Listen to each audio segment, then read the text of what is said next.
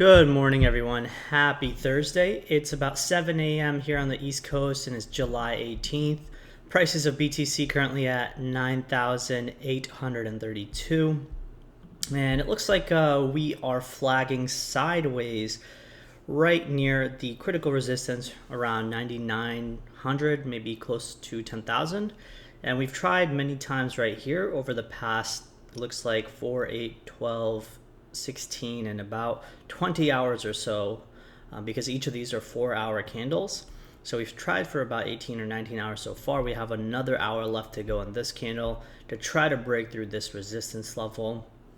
And again, if you don't know what flags are, if you don't understand the terminology of support and resistance levels, when I talk about different indicators like the Ichimoku Cloud or TD Sequential, go over here to Cryptosomniac.com, go to products page, and buy my course, Technical Analysis course. Tons of information in here, folks, that will give you an understanding of everything that we talk about from a day-to-day basis, and it will also give you the foundation for understanding technicals when looking at charts. Okay, as I've explained before, technicals are nothing but an aggregate behavioral understanding of what's happening in the market overall.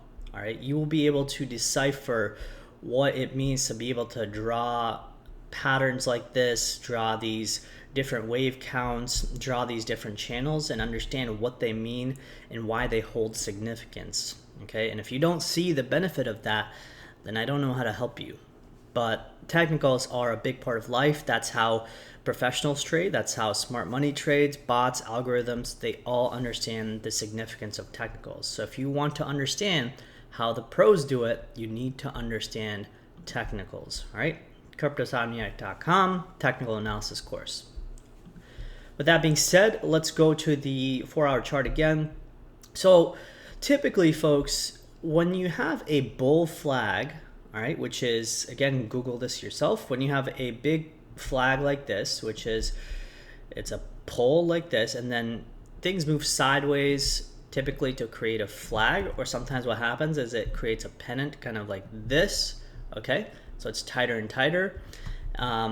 These are actually bullish patterns that have a higher probability of breaking to the upside.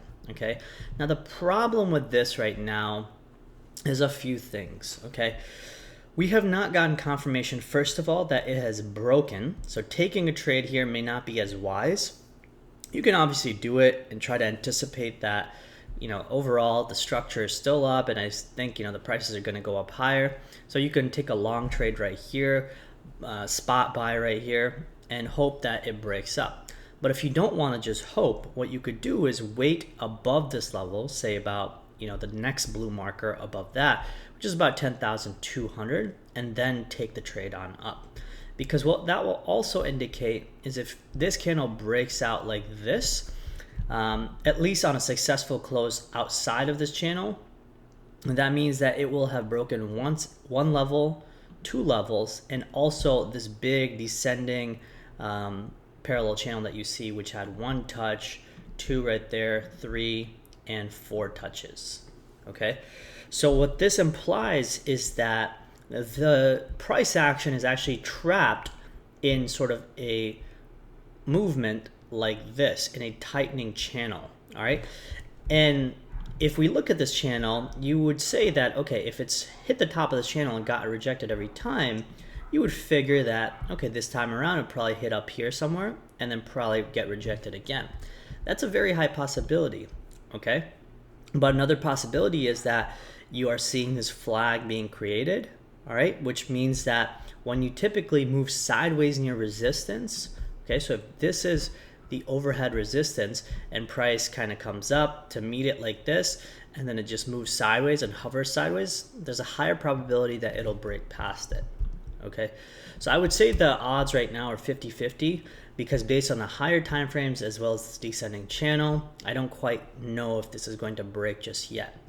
But another thing that I got to tell you is, I did this wave count 2 days ago, and I stated that this is wave 1 right there. Okay, so wave 1 right there, wave 2 right there, wave 3, wave 4, and wave 5. Okay, every 5 waves to one side, whether it's up or down, typically will always have 1, 2, 3 waves to the upside or the downside, what the opposite of whatever the 5-wave count is. So what we're experiencing is 5 waves down, 3 waves up.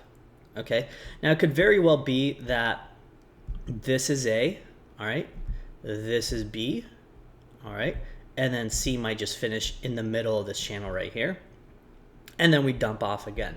Okay, that's a very high possibility.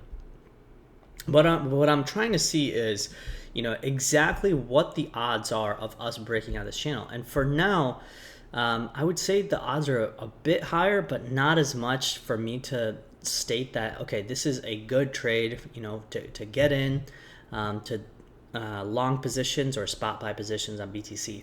So in all honesty, what I'm doing in my community is just sitting on my hands. I don't want to do anything. I don't want to make a move. I want the market to show me why I should make a move, whether it's up or down. And sometimes, folks, that's honestly the best thing you can do, is just wait for the market to give you a signal of what it wants to do or show you strength or weakness, and then you jump in.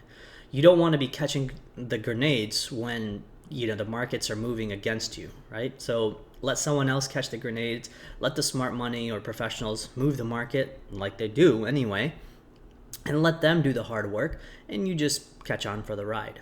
All right. And at the end of the day, as I've explained before, that retailers do not move markets anyway. All right. Retailers are there to help cushion the blow at the tops or bottoms. That's it. For the most part, 80-90% of the movement is typically done by professionals, bots, or algorithms. Okay.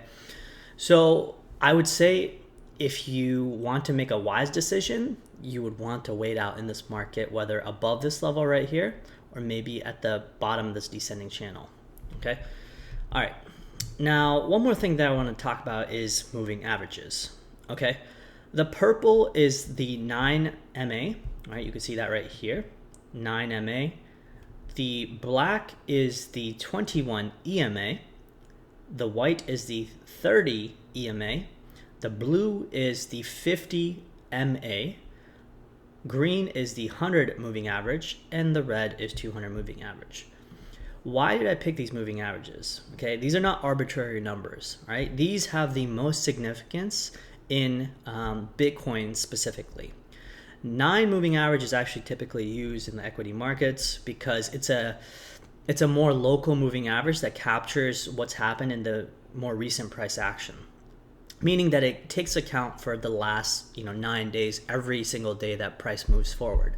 And the 21 EMA and the 30 EMA, the exponentials are useful because they're faster moving averages, and they catch a lot of the volatility that happens in the crypto markets and help smooth out the prices. Okay, so you can see what I mean by smoothing out. You can see this purple average right here. See how it sharply drops right here, right, on the 9 MA, but look at the 21. It just moves swiftly, nice curved movement on up. So it's hard for moving averages to capture like big volatile movements up and down because they're not meant for that. So that's why you have EMAs that help smooth out the price action. So with that being said, one thing that I'm very aware of in particular about is price actually breaking through critical moving averages that have been historically a good amount of support. Now, if you look over here, right, since say even beginning of February, price has broken to the upside above the 9 MA, 21 EMA, and 30 EMA for the most part, right? There's times where it comes past the 9 moving average, but 21 EMA and 30 EMA have been held historically from, March at least, right, or February. So you can see every time it touches it, moves away, touches it, moves away. Even over here, back in June, we touched it a couple times, the 30 EMA, which is the white, and moved away. Now what you see is something interesting. 9, 21, and 30 have all been broken. And only recently, we just broke below the 50 moving average as well on the daily, all right? This is not, to me, a positive sign. All right, this to me tells me that pause, wait for a second, let the price show you that it could climb above the 50 at the very least. and look where the 50 is right now. It's right around 10,000, okay, which coincides with these levels right here, 10,000, 10,200. All right, so that means that if we close a daily above, say, 10,200 or so, not only will it mean that we have closed above this 4-hour channel, but we've closed over 2 significant resistance levels on the 4-hour, as well as the 50 daily moving average. So you have 2 different indicators that are telling you that, hey, we're looking a lot better now. But for now, notice how both the wicks hit the 50 moving average both times, and we're not able to get past it. So what does that mean? Well, that means that the next big moving average that has typically supported price is the 100 moving average, which is the green. Now I'm going to turn off all these other ones, and I'm going to show you firsthand why that one is useful and how it works so successfully. Okay, here's the 100 moving average. All right, I'm just going to have that one up. Here's the 2016 and 2017 bull market. All right, actually I'm going to turn on the 50 as well. So I want to show you the correlation between those two. Right, here's the 2016 bull market, right, when prices went from a bottom all the way down here to about $150 or so at the bottom of 2015, and then prices started to move away to $200, $300, $600. Look over here, okay, in June 2016, prices went to a high of $783, hit the 50 moving average, broke past it, right? You can even see right here, it rejected it for 2 straight days, right, the moving average, and then boom, prices collapsed, hit that 200 moving average, even broke past it, but then eventually got over it. So what I'm trying to say is, you know, if you keep looking back all the way up into the 2017 bull run too, every time price overextends to the upside, it comes back to test the 50 moving average. If it gets rejected, it'll go back and touch the 200.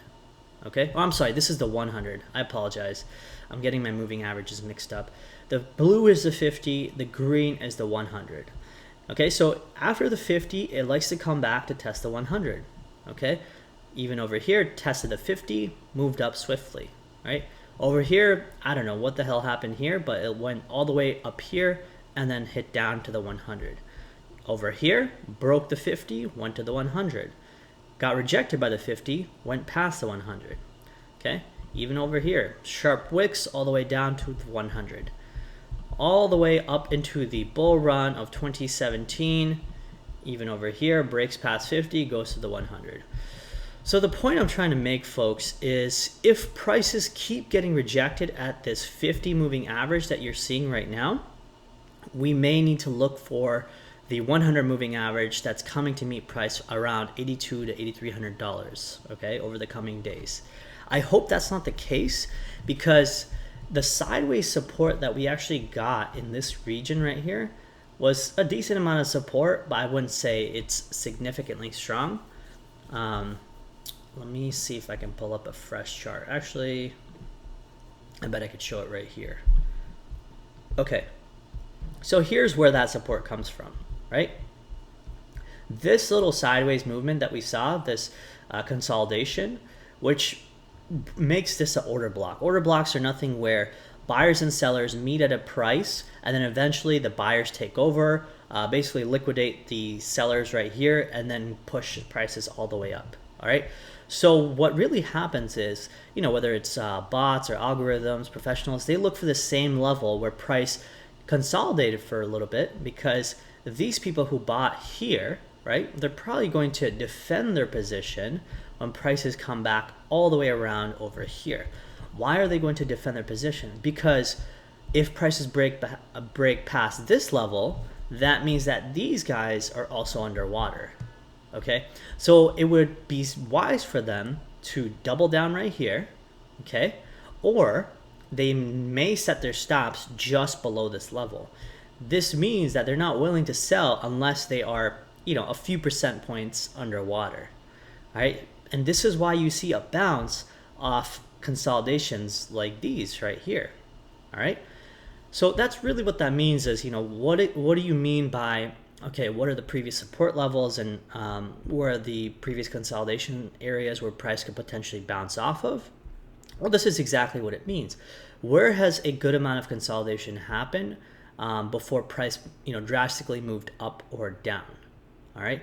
And so in this case, price moved between the block of 9,400 and 9,000. And you could see right here, that's exactly where this candle bounced, right? And now it's trying to move on up. But what's really happened now is, these two blue markers that I've put up, these are really the two big resistance points, especially this one right here, this 10-2 right here.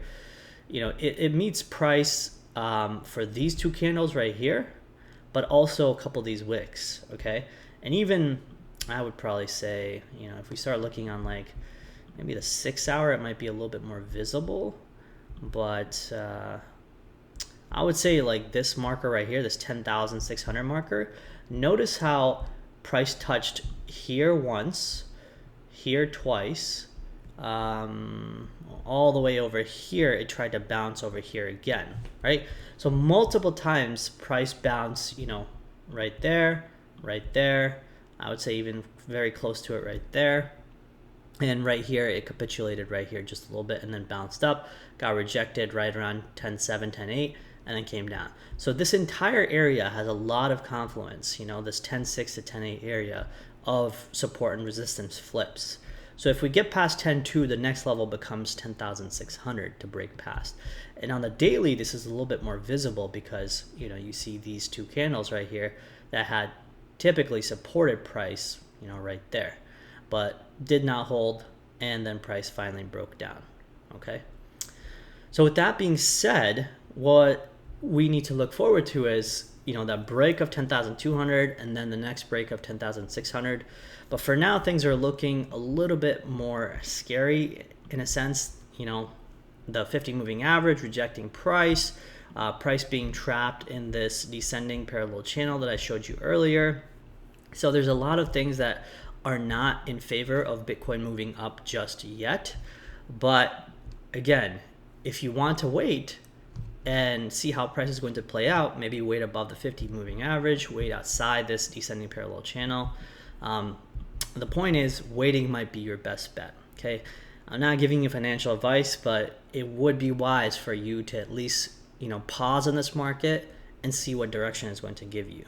I know it's not the best thing that you want to hear. You want to hear like, oh, buy this, sell this. But guys, I don't know how to explain to you that sometimes the best trade and the best position is to not be in a position, okay? So, with that being said, let's kind of look at exactly if prices do break out, what are the next targets, okay?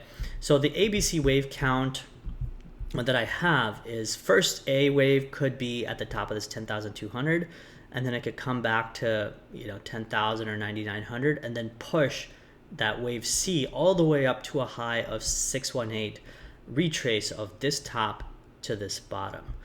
Now typically Bitcoin loves to do 618 retraces because that is the golden ratio, right? If you look from this top to this bottom right there, okay, right there, Bitcoin came, well actually it went past the 618, it went all the way up here, which I think is a 786. Let's see if we turn that on. Okay, so 786 level right there, right, 13,000. So from this top right here to this bottom, Bitcoin went and retraced 78.6% of this entire drop. All right. Now, if we look at it the same way and we turn on from this top to this bottom, all right, you could make an argument that, oh, well, it could be possible that Bitcoin again moves towards 12,300 or 12,400 because that's a 786 level. Okay, so you can make the argument that the C wave could come up to 618 or maybe even the 786 level. All right, so just something to keep in mind. But I would say that if price makes it up all the way to about even the 618 level or higher, that means that this whole sort of retracement, correction, whatever you want to call it, is finished. Okay, but the fact that price is struggling here, and we bounced off this 50 moving average and then finally ripped down through, and now we're testing it as resistance, this is at least not a good sign for now. All right, this would at least warrant you to pause and wait. Another thing that I mocked up on the Cryptosomniac trading view right here is this movement where I stated that there's nothing wrong with price moving down to these levels, folks. All right, this has happened many times in the bull market of 2016, 2017. Every single one of these drops that you see, 38%, 34%, another 34, 35%, 40%, 40%, 30%, all the way on up. Okay, we had 30 to 40% pullbacks and then kept on moving up. This is very normal for Bitcoin to do. And if you're not capable of handling those kinds of swings, then it might be wise for you to not be in a market like this, because it's a very volatile market. All right. Again, you can read more about this right here. Cryptosomniac, Bitcoin drops negative 30%. Nothing we haven't seen in 2017. One other chart that I had mocked up was the bear versus bull case for Bitcoin, again on our trading view. And people kept talking about, what if we are in a big ABC corrective wave, which is, this A wave, like this is the top of the fifth right here, 20,000. A's right here. B is right here, which is the 618 top. And then C stretches down all the way to about, I don't know, $1,200 or $1,400 or something. Yes, it's a possibility, but the likelihood of it is very slim, I would say. Again, possibilities are endless, right? And we have to at least figure out what some of the more probable possibilities are. And the probability of this being a big ABC, it's fairly low, but I am, aware of it, right? It would be unwise for me not to map out a scenario. So that's the very reason why I did map it out and I kept it in mind. Okay, it is possible. Anything is really possible. But is it, likely? I don't think so. So with that being said, if that is possible, right? Here are the two different cases in history. First being gold, right? Where prices moved up in almost a parabolic fashion. Again, these are monthly charts right here. Prices moved up in a parabolic fashion in gold. Once they hit this top of about $180 or so, went down all the way to about, $94, $95 low, and then went up all the way to about 125, 130, and then came back to test the 786 of this entire movement from this bottom to this low. Or I'm sorry, from this low to this high. Okay, so we could be coming up here in BTC and we may be pulling back for a big retracement. Okay, again, just because it's happened in history doesn't mean it has to happen, but it's wise for us to consider the cases. This is the Nikkei, the Tokyo Stock Exchange. Again, 1 month chart. In the 90s, or actually late 80s, the Tokyo Stock Exchange topped at around 38,000 or 39,000, capitulated all the way in 2003 to a low of about 7,500 points, and then went all the way with a massive rally for the coming 3 years or 4 years to about 18 or 20,000 points. Okay, and then again it retraced the entire move the following 3 years right here. Okay, so you could see that if BTC is to do that, okay, if we start looking at it on a monthly time frame, this movement that we saw, this capitulation right here, is analogous to what we saw right here, this low being put in. And this movement right here that you're seeing could be analogous to what you're seeing this right here. All right, and then we may be pulling back all the way down to 618 or 786, or maybe even the all-time, or all-time lows, but rather the lows from last year. Okay, it could be very possible, but again, is it very likely? I don't think so, at least not yet. Okay, so with that being said, we're going to consider this scenario, but I don't give too much weight to it. Okay, in our trades yesterday, trade setups, again, if you're not part of the Advantage program, guys, come join Advantage, because you could have went into this channel right here, caught this XLM trade right here. See, we were at 850 yesterday, all right, and I mapped out these targets around 1250 and 1380. Let's see where XLM popped. It's about 906 right now. Prices went to a high of almost 950 or something, or actually 965 on this candle. And I would say it still has a bit of strength to go. So if you picked it up when I mentioned it, you would have been, or I guess you're still up technically 8.3%. Now, how did I know that? Okay, how do I know that this is going to pop? Well, first of all, I'll be humble and honest to admit that I didn't know that it was going to pop. I had a possibility and a probability outlining to me that it may. Okay, and that's all I had to do. I just had to map out what are the previous all-time lows where prices previously popped. And even over here, okay, all you look at is where exactly has price bounced off key levels and what are the possibilities that it could pop here. That's all you do, folks, right? Only thing that you have on your side is possibilities and probabilities. If you're wrong, you're wrong. But if you're right, you can make some good gains out of it.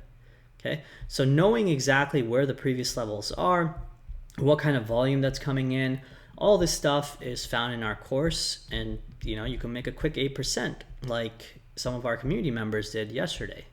All right, so on this pop right here, what we noticed is the volume right here sold off on this candle, and then the sell side volume was declining right here as it came down, meaning that the acceleration from this drop is actually slowing down as it comes to this support level.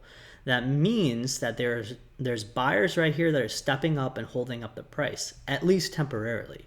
Okay, so when they're temporarily holding up the price, right, that means eventually they're going to absorb all the sellers' supply and then eventually drive the price up, even if it's just very little. So the next big resistance level is around this area right here, 12,000 or 1,250 to about 1,380 or so. Okay, so you might want to keep that in mind if you're looking at levels ahead. It could be also possible that price gets rejected in this little block right here around 950 to 970.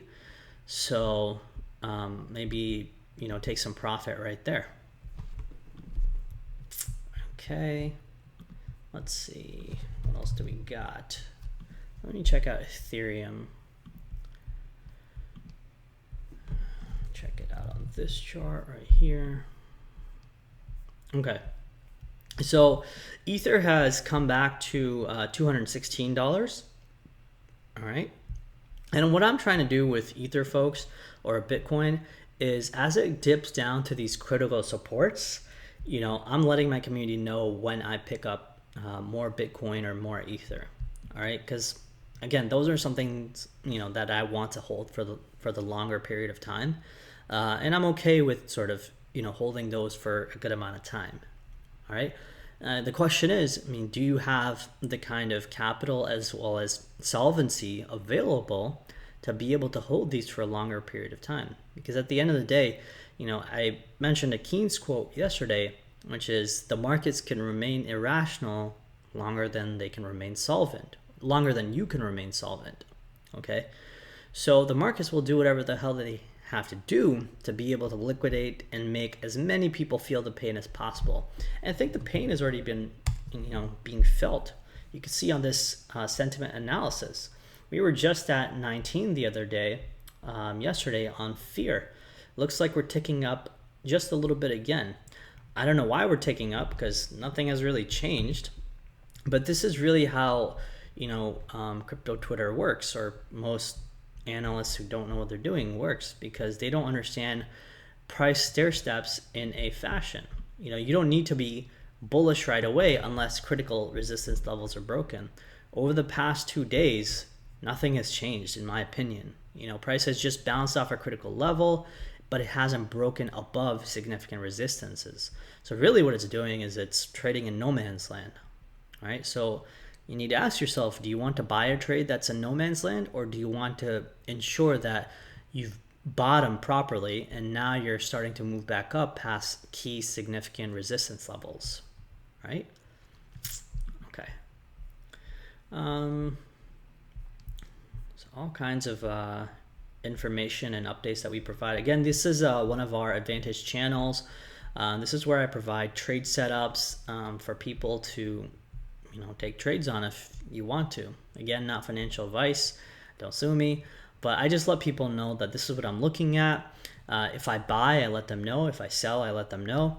This entire community is predicated on the fact that myself and Jordan, we basically trade this market, 16 to 18 hours a day. We love watching it. We love trading. We love investing. And we basically open up our mind and are as transparent as we can be about our positions in the locked channels that you see right here.